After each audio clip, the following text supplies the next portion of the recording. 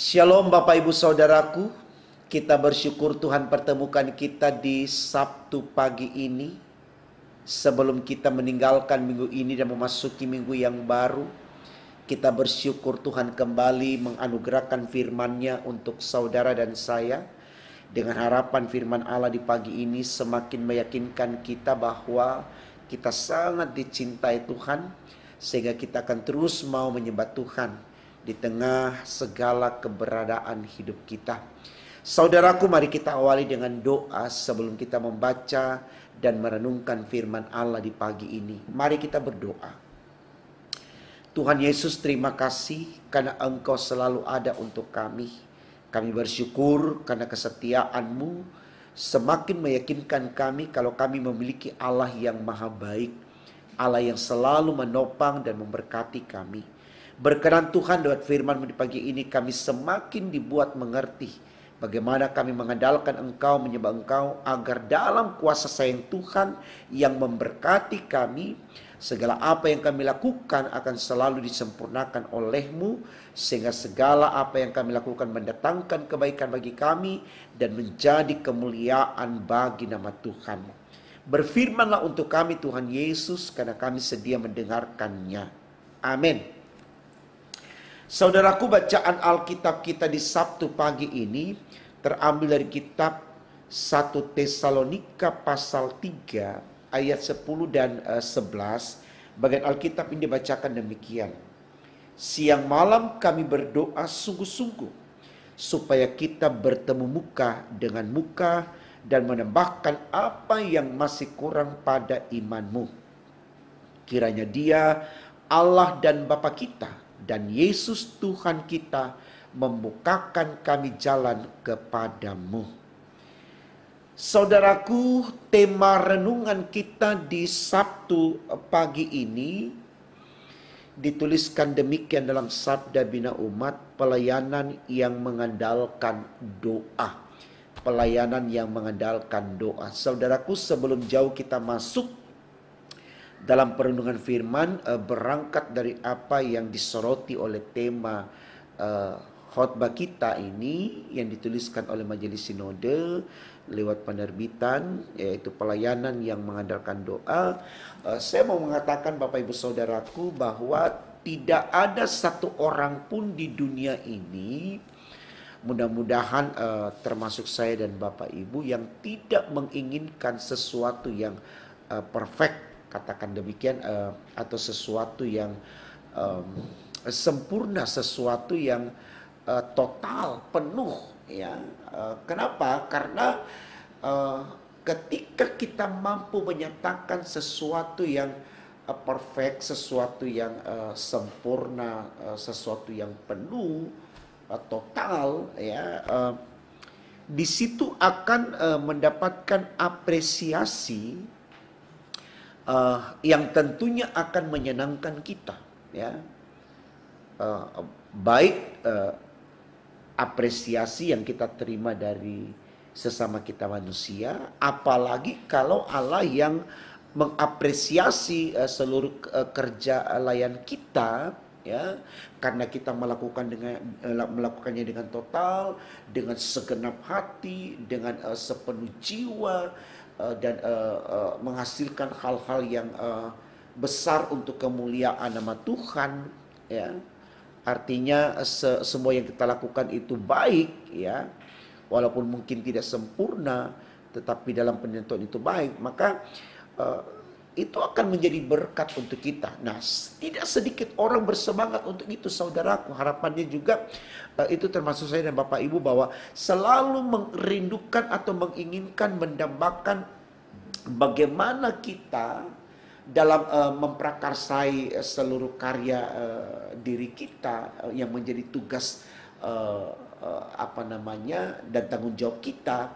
Betul-betul kita selalu ingin melakukannya secara total, dengan total, ya, supaya hasilnya pun penuh, hasilnya pun sesuatu yang perfect, walaupun tidak sempurna seperti karya Allah, tetapi paling tidak menyenangkan banyak orang dan terlebih lagi menyenangkan hati Tuhan. Ya, jadi saya pikir ini semangat yang baik untuk kita terima Bapak Ibu Saudaraku, ketimbang kita pasrah dengan keadaan, ya udahlah apa adanya saja, atau saya mampunya segini aja. Tidak, mari kita terus motivasi diri kita. Saya yakin dalam Tuhan tidak mustahil. Nah, ketika kita mengandalkan Tuhan. Nah, ini yang mau disampaikan dalam tema khotbah kita, bahwa ketika ada pengandalan akan Tuhan untuk mencapai apa yang ingin kita lakukan ya dalam hidup kita, saya sangat yakin dalam waktu Tuhan itu akan kita miliki, ya. Nah, kalau tema khotbah kita katakan pelayanan yang mengandalkan doa, artinya hanya dengan doa atau berdoa itu kita bisa mendapatkan kemurahan Allah yang menopang kita, mendukung kita, menyemangati kita, dan memampukan kita untuk memberdayakan potensi yang ada pada kita. Karena doa itu merupakan sarana yang dihadirkan oleh Allah untuk bisa berjumpa dengan Dia, lewat komunikasi permohonan kita kepadanya. Jadi saudaraku, dikatakan di sini bahwa jangan mengabaikan hal berdoa. Ya, karena berdoa itu jembatan bagi kita untuk datang kepada Tuhan, sementara doa itu sendiri adalah nafas kehidupan bagi kita. Saya pikir dua hal ini, doa dan berdoa itu bukan hal yang baru untuk kita pelajari atau kita dengar, tapi ini sesuatu yang sudah sering sekali kita tahu, bahkan sangat kita pahami bahwa berdoa itu apa, doa itu apa. Tapi masih saja kemudian saudaraku, kita enggan untuk berdoa. Kita malas untuk berdoa dan kita tidak mau memiliki doa. Artinya kita membiarkan diri kita tidak bernafas, ya, di dalam kita beraktivitas dalam setiap waktu, ya. Karena apapun yang kita lakukan selalu bertentangan dengan kehendak Tuhan, dan ini sangat berbahaya saudaraku. Sangat berbahaya. Jadi sekali lagi saudaraku, untuk bisa kita mencapai sesuatu yang penuh dalam hidup ini, ya, bahasa yang dipakai manusia selalu adalah sesuatu yang perfect dalam hidup ini, sesuatu yang sempurna dalam hidup ini, kita harus punya hubungan yang dekat dengan Tuhan. Kita harus mampu mengandalkan Tuhan, dan untuk berjumpa dengan Tuhan, tema kita katakan kita harus mengandalkan doa. Karena doa itu adalah jalan bagi kita untuk bisa berkomunikasi atau menyapa Tuhan, ya. Nah, ini juga yang kemudian mau di-share kepada saya dan Bapak Ibu lewat Paulus dan Timotius, tentunya kepada jemaat di Tesalonika. Coba kita lihat ayat yang ke-10, dikatakan begini.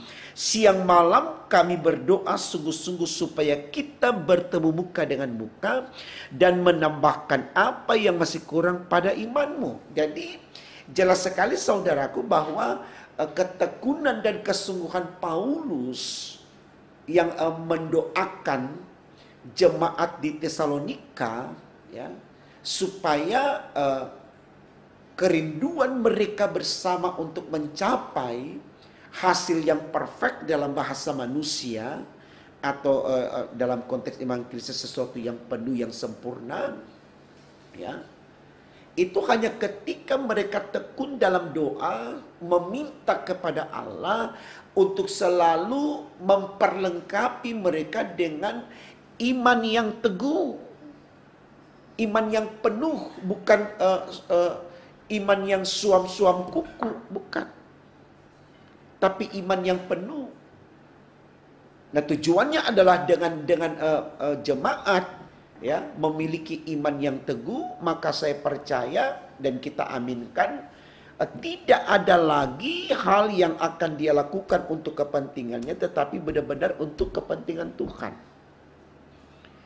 Dan itu sebagai bentuk ungkapan syukur dan terima kasihnya, karena di dalam Tuhan, yakni dalam Yesus tentunya, kita sudah dijaminkan keselamatan. Tidak ada hal lain lagi yang akan kita kejar, ya, untuk memuaskan hidup kita, karena pada akhirnya di tangan kita sudah menggenggam keselamatan, ya. Karena keselamatan ini adalah sesuatu yang terpenting dalam hidup ini, Bapak Ibu Saudaraku. Karena apa artinya kita memiliki segalanya tapi kemudian kita tidak selamat? Saya pikir ya janganlah kita berharap seperti itu. Karena keselamatan itu lebih penting. Ibarat kata bilang, orang bijak bilang, bersusah dahulu, bersenang-senang kemudian. Artinya kendati pun kita tidak punya sesuatu yang mungkin dalam ukuran manusia tidak berharga, ya, sesuatu yang walaupun kita hanya memiliki sesuatu yang kecil, ya, tetapi ketika kita penuh di dalam iman, tetap bersyukur di dalam menikmati sesuatu yang kecil dalam pandangan manusia, pada akhirnya nanti Tuhan akan berikan sesuatu yang besar, karena buah dari kesetiaan adalah berkat keselamatan. Ya, kita bisa ambil contoh cerita Lazarus, ya, di dalam kitab Injil Lukas pasal 16 ayatnya yang ke-19 sampai dengan 34, ya, di mana Lazarus makan dari remah-remah yang jatuh dari meja. Ya kasihan banget pastinya hidupnya, ya. Kita tidak tahu, mungkin pakaiannya compang-camping dan seterusnya, tapi dia bertahan dengan imannya. Dan pada akhirnya Tuhan menyelamatkan dia. Malaikat Tuhan jemput dia lalu membawa dia untuk duduk di pangkuan Abraham. Wah, indah banget, ya. Ngapain pikirin penderitaan di dunia? Karena dunia itu kan sifatnya sementara. Tapi sorga itu sifatnya kekal, artinya selamanya. Begitu juga dengan neraka, saudaraku.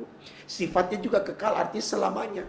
Tapi dalam suasana yang berbeda. Kalau sorga bahagia selamanya, kalau neraka derita selamanya. Jadi jangan berharap bahagia di dunia untuk selamanya, itu nonsen. Ya. Sehingga kita semangati, pokoknya saya hanya mau cari apa yang enaknya di dunia, walaupun saya tidak beriman, walaupun saya jauh dari Tuhan. Jangan, saudaraku. Tetap beriman. Ya, karena dengan iman itu, kendati pun kita tidak bahagia di dunia, setelah di dunia kita akan dibahagiakan oleh Allah.